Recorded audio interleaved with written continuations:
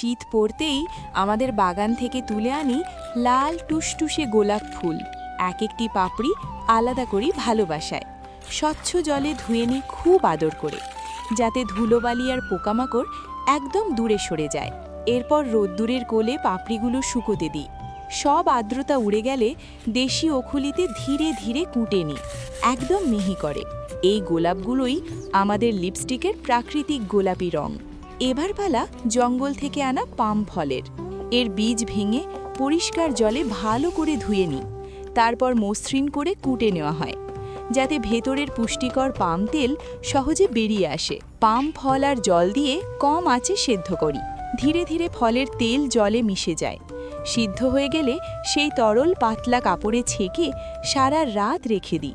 জল নিচে বসে যায় আর ওপরে জমে ওঠে খাঁটি পাম তেল। এবার শুরু হয় আসল জাদু।